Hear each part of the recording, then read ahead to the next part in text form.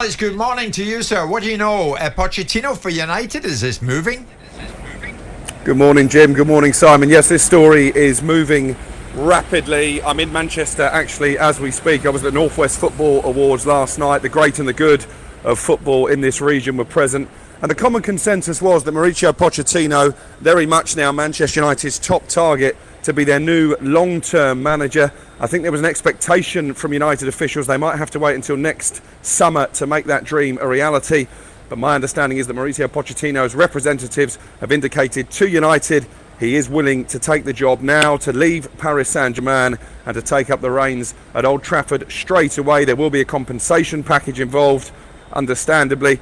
I've been told that figure is around £10 million, and Paris Saint-Germain are waiting for a formal approach from Manchester United to speak directly to Mauricio Pochettino about that vacancy at Old Trafford. Wow, so Alex, it would take 10 million from what you're hearing to get him out of PSG to Old Trafford. Yeah, that's the figure that I've been given, and that would mean having paid Ole Gunnar Solskjaer the best part of £8 million. This is quite an expensive mistake from Manchester United, because it wasn't that long ago Mauricio Pochettino was available as a free agent. He was making noises then that he would be willing to take control. They decided to stick with Ole Gunnar Solskjaer at that time. £18 million when you take into account Solskjaer's payoff and what it would take to get Pochettino out of his PSG contract. I mean, it kind of is what it is. You can look at the expensive mistakes that clubs make over the years, buying back Romelu Lukaku from Chelsea for 90 million quid when it gave him away for next to nothing. Do you think, Alex, that this is, given that you're talking to people that are close to Pochettino, is the expectation that United are going to get off their hands? Yes, I think that is the expectation. Certainly the ball is very much in United's court now. It was a strange statement, Simon. I'm keen to get your opinion on this. Very unusual for a club to be so direct in a statement announcing the departure of one manager, to actually come out and say we're looking to appoint an interim until the end of the season. I've never seen that before. I think at the time I suggested maybe that's because the person they want long term may be in a job and could be difficult to get out of a contract. But in some ways they made a bit of a rod for their own back with that statement, because if they do now go in for Pochettino as we expect and make him their full-time manager, it suggests that when they released that statement, they didn't really know what they were doing. Well, it's a funny little world we live in, isn't it, Alex? Because we get prime ministers and governments announcing things, and 5 minutes later going back on what they've said. Because I think people, what they do is they test the water.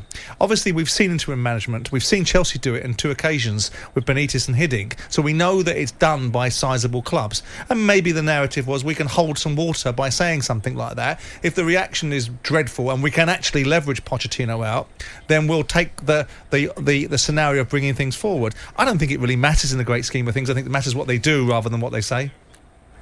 Yeah, I agree with that, and I think the idea of another interim manager coming in to replace the current interim manager, Michael Carrick, you're almost in an Ole Gunnar Solskjaer situation again. So they hired Laurent Blanc, for example, and he comes in and leads Manchester United to the Champions League, maybe leads them to the FA Cup. How do you then remove him from his post at the end of the season? It becomes very difficult. I think the best thing moving forward for Manchester United, for the dressing room, for the supporters, is to appoint a permanent manager now. And I've been quite vocal about this, and you may disagree, Simon. I think Pochettino is the best man to take this club forward. Yeah, no, I know you've said that, and I'm not entirely in that camp. But what you want from United, insofar as I want anything from them, is definite leadership. They have advocated that. They've advocated they want to win something or build a football club, but they've abdicated responsibility by putting somebody in place that everybody 3 years ago knew that there was a distinct possibility he wasn't going to deliver an outcome.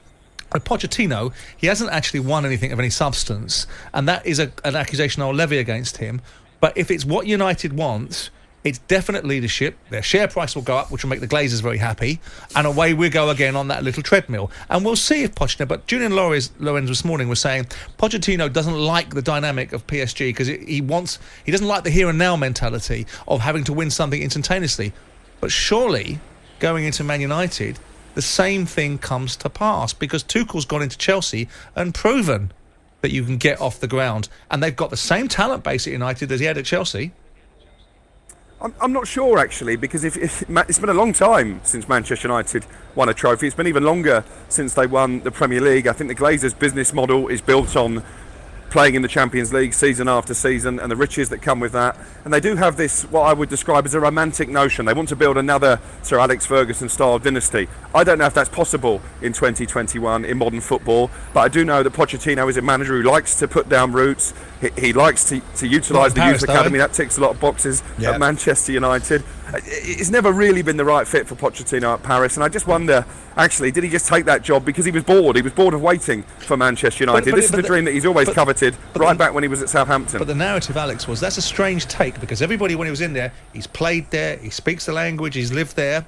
So with the due respect, when he took the job, it wasn't just people saying, what's a strange position to take. It looked like a reasonable place. Big club, big opportunity, proper support. No Daniel Levy in the background telling him what he can't have. Everybody telling him what he can have. A league that he can win because of the dominance, with the exception of Lille. Yeah. And all these riches. So I'm not sure I buy that sentiment. Alex, what we do know is Pochettino's heading your way, because this is a glamour time, Manchester City against PSG. You have to think the guy who's got a lot on his plate in the next 48 hours, the media people of PSG, because he is going to be fielding questions, not just about this tie, but about Manchester United, isn't he? Yeah, but he's very good at that, Jim. I remember when he was at Southampton, and it was pretty clear that he was on his way to Tottenham. He spent the best part of 6 months batting away my questions about whether he would end up in North London. He knows how to play the game. I'd imagine when he does his pre-match press conference, he will be charming as ever. He will say that he's fully focused on Paris Saint-Germain and this game against Manchester City. All the while, his people will be beavering away in the background, trying to sort out an agreement with Manchester United. Sure thing. Alex Crook, thank you so much. Alex Crook in Manchester City against PSG, of course, tomorrow night.